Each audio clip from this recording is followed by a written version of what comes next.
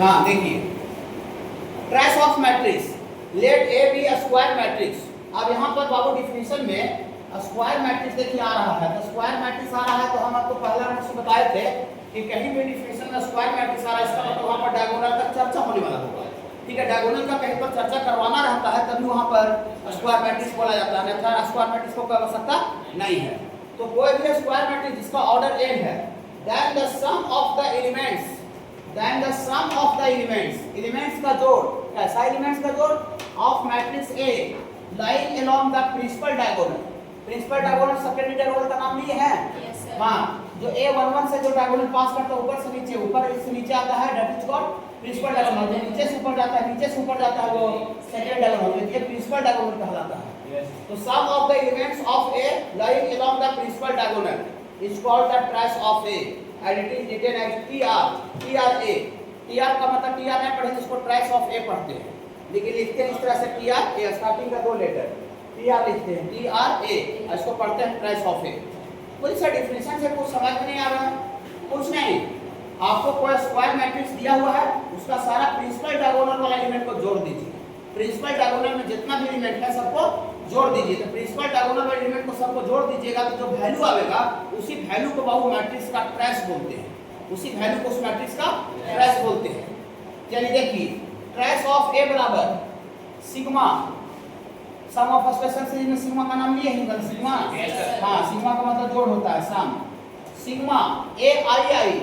हम आपको पहला नोट जब बता रहे थे अपर ट्रायंगल लोअर ट्रायंगल, तो बोले थे प्रिंसिपल डायगोनल में जितना भी एलिमेंट रहता है उसमें A11 IJ बराबर होता है, A22 IJ बराबर होता है, A33 तीसरा कॉलम का एलिमेंट IJ बराबर होता है। इसीलिए यहाँ पर AIJ नहीं लिखे हैं, AI लिखे हैं, AI लिखे हैं, और I बराबर 1 से लेके n तक क्यों? क्योंकि n ऑर्डर का मैट्रिक्स है।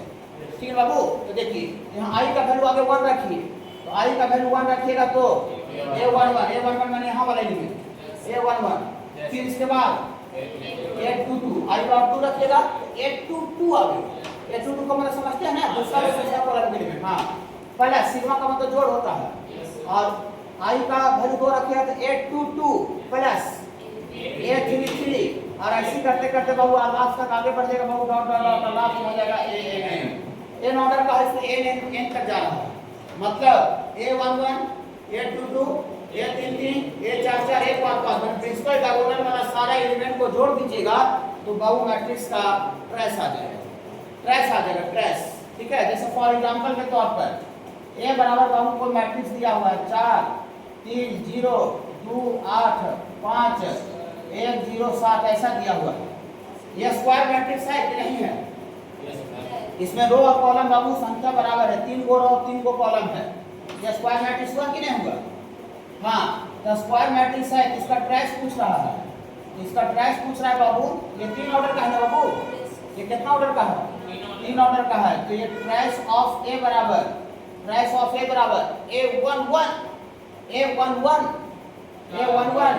A11 4 है, 4 प्लस A22 प्रिंसिपल डायगोनल का एलिमेंट 8 प्लस A33 प्रिंसिपल डायगोनल का एलिमेंट है बाबू, प्रिंसिपल डायगोनल। तो 4 प्लस 8 प्लस 7 8 और 7 7 15 15 4 19। हमको लगता है 4th क्लास के बच्चे को बता दें कि मैट्रिक्स का ट्रेस होता है, ऐसे बोलने से नहीं समझ जाएगा। इसका 12th का टॉपिक क्या है? 12th का कुछ टॉपिक ही नहीं है, सीधा प्रिंसिपल डायगोनल एलिमेंट को जोड़ दीजिए, मैट्रिक्स का ट्रेस आ जाएगा, कुछ है नहीं। तो ज़्यादा टाइम वेस्ट करने इसको फायदा तो नहीं होना चाहिए। ट्रेस समझ ही गए हैं। इसका थोड़ा सा प्रॉपर्टी थोड़ा सा इधर देखिएगा, प्रॉपर्टी बोर्ड को बता देते हैं। देखिए प्रॉपर्टी लिखा हुआ है, प्रॉपर्टी लिखा हुआ बाबू, प्रॉपर्टी 1 नंबर में लिखा हुआ है कि अगर दो मैट्रिक्स अगर बराबर रहेगा तो 100% गारंटी दोनों मैट्रिक्स का ट्रेस भी बराबर होगा। अगर दो मैट्रिक्स अगर बराबर है तो दोनों मैट्रिक्स का ट्रेस भी क्या होगा? बराबर होगा। लेकिन इसका उल्टा नहीं होता है। अगर दो मैट्रिक्स का ट्रेस अगर बराबर है, दो मैट्रिक्स का ट्रेस अगर बराबर है तो कोई जरूरी नहीं कि दोनों मैट्रिक्स क्या हो जाए? बराबर हो। ये कैसे होगी सर? देखिए कैसे होगा। दो मैट्रिक्स बराबर कब होता है? पहला नोट्स में बताए हैं, corresponding element same position element बराबर होता है। तो हम दो मैट्रिक्स बराबर लेते हैं, जैसे यहाँ 1 3 2 और 6 लिए, ये बराबर, तो दो मैट्रिक्स बराबर लेना है। तो हर हमने यहाँ पर 1 लिया है तो अगला वाला भी 1 लेंगे तब ना बराबर होगा। और यहाँ पे 3 लिए हैं, यहाँ भी 3 लेंगे, यहाँ भी 2 लेंगे तो 2 लेंगे। देखिए अब ये दोनों मैट्रिक्स क्या है, बराबर है। तो बराबर है इसका मतलब करस्पॉन्डिंग एलिमेंट 1 और 6 इसका प्रिंसिपल डायगोनल है, ऐसे ही प्रिंसिपल डायगोनल 1 और 6 है। इसका भी ट्रेस कितना आएगा, इसका भी ट्रेस आपका 7 आएगा और मैट्रिक्स बी का भी ट्रेस कितना आएगा 7। लेकिन सपोज करते हैं दोनों मैट्रिक्स का ट्रेस आपको 7 दिया हुआ है, तो दोनों मैट्रिक्स अलग अलग भी हो सकता है। देखिए कैसे, ए बराबर यहाँ पर 0 3 और ये 7 और आपको 7 ले लिए, और यहाँ मैट्रिक्स बी ये आपका 1 2 कुछ ले ले, ठीक है, और ये 8 और 6 ले ली। देखिए क्या ये मैट्रिक्स बराबर है, लेकिन ट्रेस क्या है 0 + 7 7, 1 + 6 7। तो मैट्रिक्स का ट्रेस अगर बराबर है तो कोई जरूरी नहीं है कि मैट्रिक्स बराबर ही होगा, लेकिन अगर मैट्रिक्स बराबर है तो हर हाल में गारंटी के साथ ट्रेस बराबर होगा। यही लिखा हुआ पहला बार, ठीक है, समझ पा रहे हैं बाबू, कोई दिक्कत है? चलिए दूसरा नंबर प्रॉपर्टी,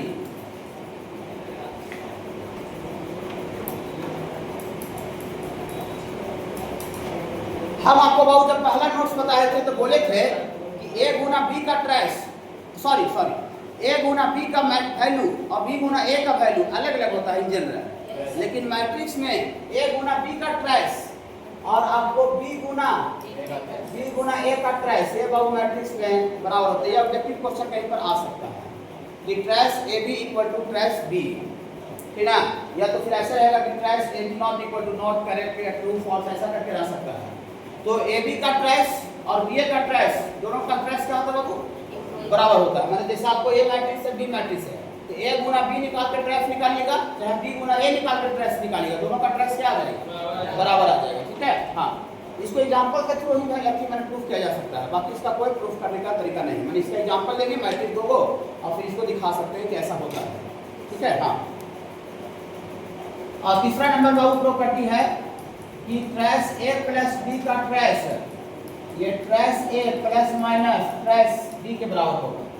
मतलब दो मैट्रिक्स को आप जोड़ या घटा करके ट्रेस निकालिए, या अलग अलग ट्रेस निकाल दीजिए, अलग अलग ट्रेस निकाल दीजिए और फिर जोड़िए घटाइए, कोई दिक्कत नहीं होगा। देखिए कैसे, मैट्रिक्स A है और मैट्रिक्स B है, तो दोनों को जोड़ करके ट्रेस निकालेगा। यहाँ 0 में 1 जुटेगा 1, और 3 में 2 जुटेगा 5, 7 में 8 जुटेगा 15, 7 में 6 जुटेगा 13। दोनों मैट्रिक्स को जोड़ करके ट्रेस निकाल रहे हैं, इसका दोनों मैट्रिक्स का जोड़ करके ट्रेस कितना होगा 13 40।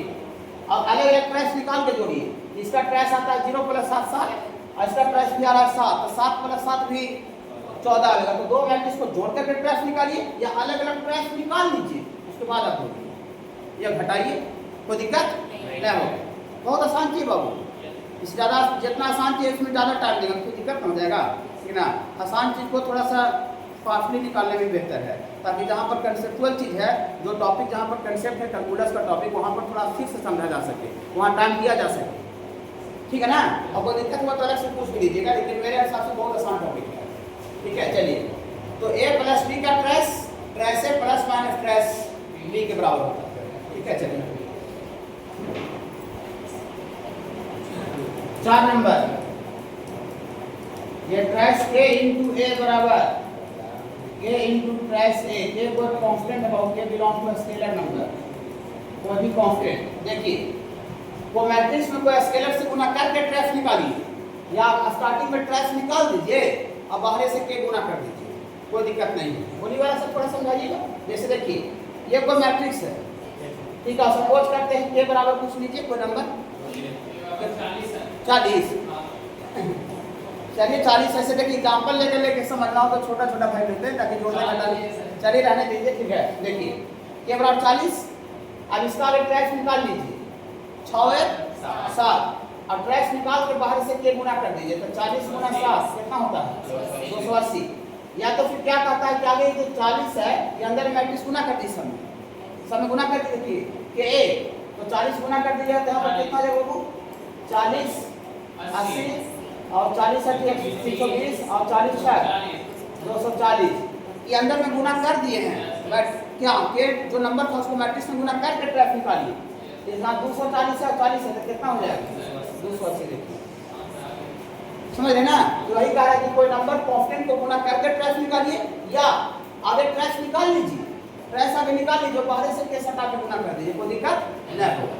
कि ए का ट्रेस के इंटू ट्रेस ए के बराबर होता है। के is any scalar number, scalar मतलब कोई भी कांस्टेंट, भारी है नहीं। और पांचवा समझ में नहीं आया, ट्रांसपोज से रिलेटेड है, ट्रांसपोज इसके बाद पढ़ा रहे हैं। और 6 नंबर क्या है, ये आइडेंटिटी मैट्रिक्स का ट्रेस आई एन का ट्रेस और एन के बराबर होता है। माने एन ऑर्डर का यूनिट मैट्रिक्स का ट्रेस निकालिएगा तो एन के बराबर होगा। मतलब आप 2 ऑर्डर का यूनिट मैट्रिक्स का ट्रेस निकालिएगा तो कितने बराबर होगा, 2। देखिए कैसे, 2 ऑर्डर का यूनिट मैट्रिक्स लीजिए जिसमें 2 रो 2 कॉलम रहता है, प्रिंसिपल डायगोनल एलिमेंट 1 1, बाकी साइड में 0।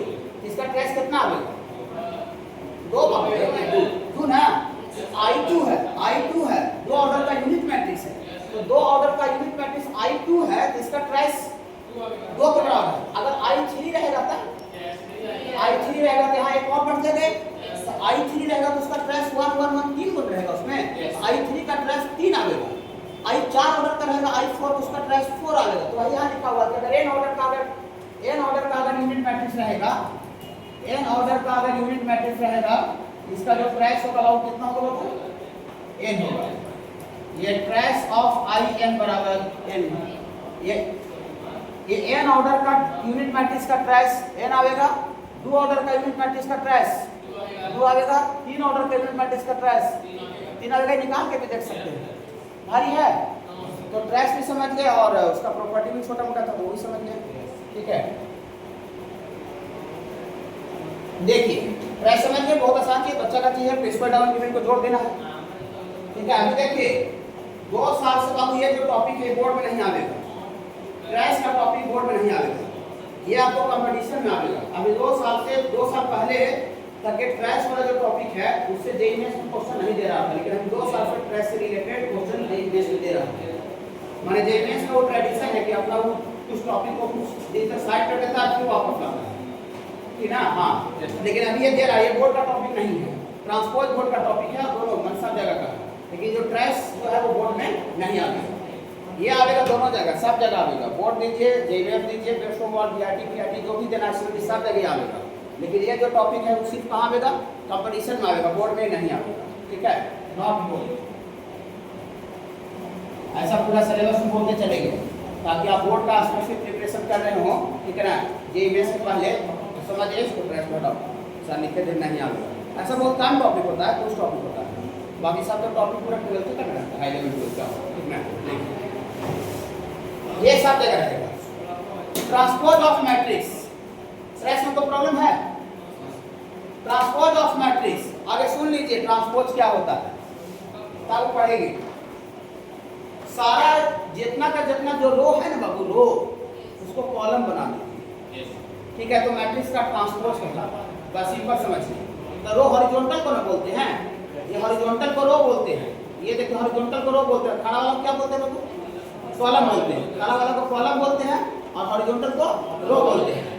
तो मैट्रिक्स का ट्रांसपोज निकालना है तो देखिए ये रो में है, माने सोया हुआ आदमी, लेटा हुआ आदमी, सुतल है, और जब ये रो जो है कॉलम बन जाएगा कि आदमी खड़ा हो जाएगा, खड़ा हो जाएगा। देखिए माने सारा सोया हुआ आदमी बेड पर सुतल था, सुतल खड़ा हो गया, खड़ा हो गया, सारा सोया हुआ आदमी को खड़ा कर देंगे, पहला सोया हुआ आदमी को पहला खड़ा कर देंगे, दूसरा सोया हुआ आदमी को दूसरा खड़ा कर देंगे, तीसरा जो सोया हुआ आदमी रहेगा उसको तीसरा खड़ा, तीसरा कॉलम बना देंगे। तो सारा का सारा रो को आप कॉलम बनाने से जो मैट्रिक्स आता है उसी मैट्रिक्स को बाबू दिया हुआ मैट्रिक्स का ट्रांसपोज बोला जाता है, ट्रांसपोज, ठीक है। हाँ पढ़ते हैं थोड़ा बाद में, आगे देखिए नमूना इधर पेश कर देते हैं। जैसे यहाँ लिखा हुआ है 2 4 3 और 8 लिखा हुआ है, और इसका ट्रांसपोज निकालना है। 4 क्लास का टॉपिक है, 4 क्लास का, 4 क्लास के बच्चों को समझ में आ जाएगा, 12th ही नहीं है, ठीक है। तो देखिए ये पहला सोया हुआ आदमी है रो में, पहला इसको खड़ा कर दीजिए, खड़ा कर दिए ना। ये दूसरा सोया हुआ आदमी, दूसरा रो है, दूसरा रो को दूसरा कॉलम बना दीजिए, मतलब दूसरा खड़ा कर दीजिए। तो दूसरा रो में 3 8 है, और इसको 3 8 कॉलम बना, हो गया। ये जो मैट्रिक्स आया, ये दिया हुआ मैट्रिक्स का ट्रांसपोज कहलाता है, ट्रांसपोज। समझ रहे बाबू? नहीं समझ रहा है?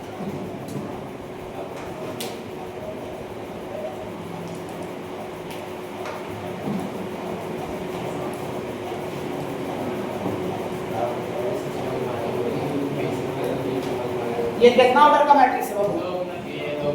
ये 2 गो रो है और 3 गो कॉलम है। अब इसका ट्रांसपोज लिखना है। तो देखिए जो पहला जो रो है ना बाबू, पहला रो बड़ी सोया हुआ भी है, इसको पहला रो को पहला कॉलम में कर दीजिए, फर्स्ट कॉलम बना दीजिए, बड़ी सोया हुआ आदमी को खड़ा कर देना है। और दूसरा जो सुतल आदमी है उसको दूसरा खड़ा भी बना देना। ऐसा देखिए तो पहला रो में बाबू है आपको 2 3 1 है ना। देखिए पहला रो में कितना बाबू? 2 3 1। तो पहला जो रो है वो पहला कॉलम बन जाएगा। देखिए अब पहला कॉलम में नीचे वाला मैट्रिक्स में पहला कॉलम में कौन एलिमेंट है? 2 3 1 2 3 1। मैं पहला जो रो था उसको पहला कॉलम बना दिए। और जो दूसरा रो में कौन है? 0 8 5। उसको दूसरा जो रो में उसको दूसरा कॉलम बना दीजिए। तो 0 8 5 हो गया। ये जो मैट्रिक्स आया पीला वाला, यही पीला वाला मैट्रिक्स जो आया दिया हुआ मैट्रिक्स का ट्रांसपोज कहलाता है। ट्रांसपोज समझ रहे हैं? हाँ, मतलब रो को कॉलम बना देना, पहला रो को पहला कॉलम, दूसरा रो को दूसरा कॉलम, माने जितना ही सोया हुआ आदमी उसको खड़ा कर देना है। ठीक है बाबू, देखिए क्या लिखे हैं। लेट ए बराबर ए आई जे इतना इज n गुना n order matrix, then the ये n गुना n लिखे हैं और नीचे कितना लिखे हैं? n गुना n matrix obtain from A, मतलब मैट्रिक्स A से ये n गुना n मैट्रिक्स है, लेकिन मैट्रिक्स A से n गुना n मैट्रिक्स प्राप्त किया जाता है। कैसे? By changing its rows into columns, its rows into columns, its rows into columns, its rows into column and its column into row. उल्टा भी बोल सकते हैं, रो को कॉलम, या तो फिर ये जो कॉलम को देखिए कॉलम था, ये कॉलम था, रो बन गई, दूसरा कॉलम था, दूसरा रो बन गया, तीसरा कॉलम था, तीसरा रो बन गया। दोनों तरह से बोल सकते हैं, rows into column and column into row. हाँ, it's called transpose of the matrix, matrix का ट्रांसपोज कहलाता है। एंड डिनोटेड बाय a का पावर t, कैपिटल T, या फिर a डैश, या फिर a का पावर स्मॉल t। ठीक है, इसमें दो जो रनिंग जो आपको जो नोटेशन है बाबू, ये नोटेशन आपको सब जगह मिलेगा, a का पावर कैपिटल T और a का पावर डैश मिलेगा। ये बहुत कम जगह देखने को मिलेगा स्मॉल t। तो पूरे मैट्रिक्स चैप्टर में कहीं भी मैट्रिक्स और डिटरमिनेंट में भी यूज आएगा, डिटरमिनेंट में ट्रांसपोज आएगा। ठीक है, हाँ, तो कहीं भी पूरे मैट्रिक्स चैप्टर में a का पावर कैपिटल T लिखा हुआ है, इसका मतलब हम मैट्रिक्स का ट्रांसपोज समझेंगे। या पूरे मैट्रिक्स चैप्टर में कहीं भी a डैश लिखा हुआ है, डैश a लिखे तो डैश लिखते हैं ना, डैश a डैश लिखा हुआ है, फिर भी हम लोग मैट्रिक्स में ट्रांसपोज समझेंगे। a का पावर t लिखा रहे या a डैश लिखा रहे, और a ट्रांसपोज आएगा कैसे? रोज, सारा का सारा रोज into column and column into रोज। पूरी सलीवर है, समझ में आया कि हां n गुना n लिखे और नीचे लिखे n गुना n। देखिए क्या है, ये कितना ऑर्डर का मैट्रिक्स है? 2 गुना 3। इसका जो ट्रांसपोज का जो ऑर्डर होगा ये उलट जाएगा, इसमें 2 गो रो है, 3 गो कॉलम है। अब इन्हें उल्टा कर दीजिए, इसको उलटिए। हाँ, यहाँ पर इसका ऑर्डर कितना है? 3 गो रो है और 2 गो कॉलम है। तो वही लिखे हैं कि अगर पहले से अगर n गुना n ऑर्डर का मैट्रिक्स रहेगा, उसका जो ट्रांसपोज होगा वो जो कॉलम है वो रो बन गया, रो का संख्या बन गया, जो रो का संख्या है वो कॉलम का संख्या बन गया। रो का संख्या जो था यहाँ कॉलम का संख्या बन गया, और जो कॉलम का संख्या है वो रो का संख्या बन गया। समझ रहे बाबू? Yes sir. तो मैट्रिक्स का जो ट्रांसपोज होता है वो सारा का सारा रोज को कॉलम बनाने से आता है और एंड कॉलम को रो बनाने से मैट्रिक्स का ट्रांसपोज आता है। और मैट्रिक्स का ट्रांसपोज को हम लोग a का पावर कैपिटल T या फिर a का पावर डैश, a डैश, या फिर a का पावर स्मॉल t से रिप्रेजेंट करते हैं। और जो जनरल जो रिप्रेजेंटेशन जो सब जगह मिलेगा, कहीं भी देखिएगा तो a का पावर कैपिटल T नजर आएगा और a डैश नजर आएगा, a का पावर स्मॉल t बहुत कम जगह दिखेगा, लेकिन दिख सकता है। ठीक है बाबू, ये एग्जांपल समझ में आया?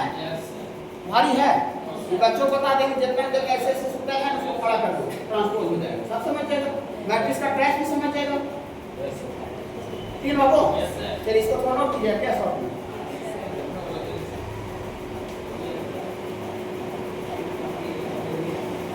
सब पूरा प्रिंटेड नोट दिए हैं। ठीक है, ये नोट्स को आप ऑल ओवर इंडिया कहीं से मिला सकते हैं, जितना पूरा मैं देंगे नोट्स का, जब चारों नोट्स दे देंगे उसको आप पूरा निकालिएगा, पैकेज ऑल ओवर इंडिया का सब मिला लीजिएगा। सर का असाइनमेंट में कहाँ मल्टीपल पॉइंट कैसे कैसे दिया हुआ था, और जो अगला जो पैकेज है जहाँ 3 लाख लग रहा है, इसका पूरा भारत में नाम है, वहाँ पर क्या दे रहा है? हाँ हाँ, ये सब पूरा 2012 से है। ये सब जितना पैकेज, हाँ बीच में पोस्ट चैप्टर फंक्शन का, फिर और इधर मैक्सिमम सब जो आता है एप्लीकेशन ऑफ डेरिवेटिव, जहाँ पर जैसे हम लेकिन 2012 से चालू किए, तो हम रियलिटी चीज बताते हैं। कोई भी टीचर चालू करता है तो सब चैप्टर में तो बराबर नॉलेज नहीं हो सकता है। बहुत सारे टीचर को पढ़ाने के बावजूद भी सब जगह बराबर नॉलेज नहीं रहता है, सब कुछ टॉपिक में होता है, ऐसा सबका होता है, ठीक है। तो हमको जब चालू किए तो ऑब्वियस बात है बहुत सा टॉपिक मेरा वीक था कि नहीं? तो वीक था तो हम अपना वीक टॉपिक के अकॉर्डिंग उसका नोट्स तैयार किए। लेकिन जैसे जैसे एग्जाम का ट्रेंड बदला, लेवल बदला, समय आगे बढ़ा, तो उसको बदलने का जरूरत आया। जैसे बोर्ड बदलाया, रूम बदलाया, क्लासरूम बदलाया, तो उसी तरह से नोट्स भी बदलने का नौबत आया। तो जहाँ जहाँ नोट्स बदलने का जरूरत पड़ा वहाँ पर नोट्स को बदली किया गया। अभी फिर जहाँ बदलने का जरूरत पड़ेगा वहाँ पर नोट्स को हर एक साल कुछ न कुछ बदली करते रहते हैं।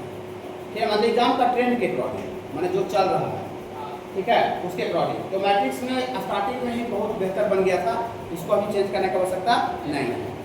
फंक्शन में चेंज किया गया, पिछले साल फंक्शन में चेंज किया, पूरा फंक्शन का नोट पिछले साल नया मिला था। डिफरेंशिएशन, पूरा डिफरेंशिएशन एकदम नया पैकेज मिला। लिमिट सब पुराना भी चल रहा है, तो वेक्टर सब पुराना, ठीक ना। हाँ, फिर आपको एक एप्लीकेशन ऑफ डेरिवेटिव चैप्टर है, rate method maximum limit region degree, इसका पूरा एकदम कंप्लीट न्यू पैकेज मैंने तैयार किया।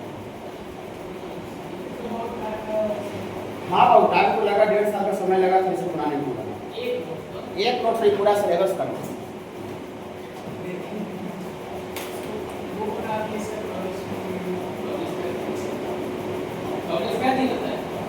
बुक अभी सब का नहीं आया हुआ, बुक क्या अगर देख रहे हैं 10 को 5 को बैठता है, 14 साल समय में होता है। यहाँ उस तरह से जैसे रहे तब ना, जैसे ना यहाँ पर मतलब रिस्पॉन्स ही नहीं मिलता है। आप जितना काम कर लीजिए, आपका रिस्पॉन्स यहाँ पर जीरो। देखिए 14 साल को नया टीचर को मोहल्ला के लेकर थोड़ी पढ़ लेना है, ठीक है। 5 बार को बैठा हुआ है, 2 को बैच रहता है संकल्प पुस्तक, उसमें एक को बैच में अच्छा लगता है, वो ऑटोमेटिकली कम हो जाता है। इसी इसमें कम गया ना, तो अगला 3 से 5 वाला में बढ़ गया, और ठीक है ना। हाँ, हर एक साल ऐसा होता है, 2 में से 1 ज़्यादा है, 1 कम गया। अब मान लो अपना यहाँ पर जैसे इनकम रहेगा, आमदनी रहेगा, तो ऑटोमेटिक कम होगा। और वो इंडिया का जो इंस्टीट्यूट है उसको क्यों चल रहा है? क्योंकि उसको अपना रिकवरी हो रहा है।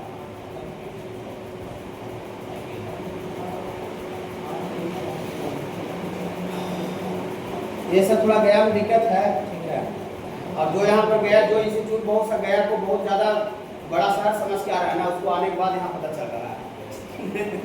जितना भी आया नहीं सर, वो सब गया तो सोचा कि पूरा ये दुबई और अमेरिका, पटना तक ठीक है, पटना तक ठीक है, ठीक है। गया सब कुछ नहीं, मुजफ्फरपुर सब गया से बेहतर है। आगे मेरा प्लान खोलने का मुजफ्फरपुर में ही था, ठीक है। स्टार्टिंग जगह वगह सब देख लिए थे, जब टोटल चीज़ देख लिए थे मुजफ्फरपुर में। लेकिन फिर आगे गया होम टाउन है, बार बार जैसे कुछ फेस्टिवल हो, चाहे और कोई आदमी भी है, या फिर कोई मेरे फादर मदर भी बीमार पड़ गए, कुछ हो गया वैसा, तो गया में होम टाउन में रहेगा तो थोड़ा सा सहूलियत होगा। इसके वो सोच के भी खाली गया में हम आ गए, लेकिन पूरा जगह पर सब देख लिए थे मुजफ्फरपुर में, ठीक है।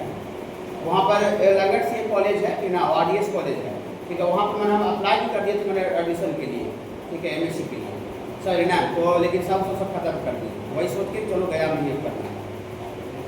लेकिन मुजफ्फरपुर में इससे बेहतर रहता है, इससे बेहतर चलता है मुजफ्फरपुर में।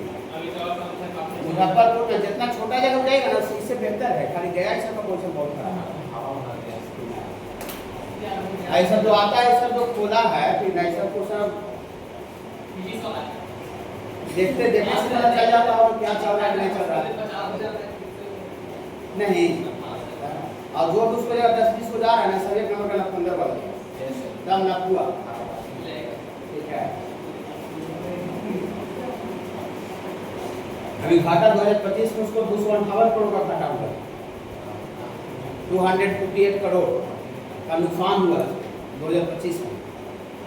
नेक्स्ट बायूज बनने वाला है, देखिए ना, अभी 2 साल देखिए, उसका पूरा मार्केट रेपुटेशन पूरा खराब हो गया है, ठीक है। सब खाली सब रील्स के दम पर सारा बच्चा को मतलब फौसवादी करके एडमिशन ले लेते हैं।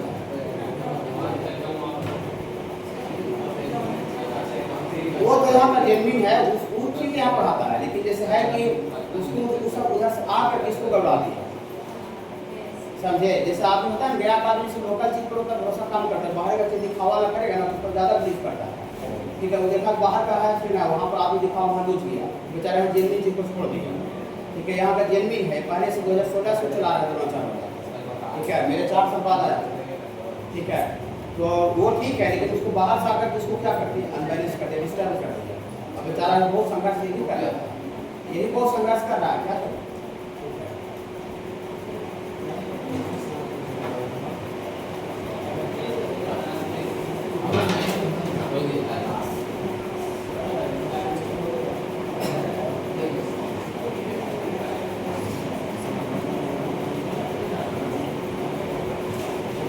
ये ट्रांसपोज समझ गए बाबू? तो इसका थोड़ा प्रॉपर्टी बहुत अच्छा है, इसको हम लोग अभी देखें तो हम लोग अभी और आगे तक लिखे थे, समझाने में थोड़ा टाइम लग जाता है। कंजुगेट तक लिखे थे, ट्रांसपोज कंजुगेट तक लिख दिए थे। कल बाबू जो संडे का क्लास है मतलब 8 बजे से रखे, जिनको 9 बजे टाइम 9 बजे आइएगा, 8 बजे से रखे हैं। उसमें आपको जो अभी जो बच्चे नए जुड़े हैं बाबू आपको नहीं आना, अभी आपको मंगलवार को आना, अभी 3 ही दिन क्लास लेंगे। ठीक है, और अभी बाबू हम आपको जो 11 का जो टॉपिक बच गया था हार्पर पर उसको थोड़ा कंप्लीट कर देंगे, पूरा सिलेबस कंप्लीट हो जाएगा। ठीक है, तो थोड़ा बाबू अभी आपको रुकना है, ठीक है, रुकना है ना? हाँ, एक बुक सब आया हुआ है। ठीक है, खाली एक और बच्चा थोड़ा सा आता है और थोड़ा पढ़ा देते हैं अभी, इसको पढ़ा दे। अच्छा, हाँ, टाइम को फ़ायदा हो जाएगा। अभी आप लोग थोड़ा रुकिए और थोड़ा सा हम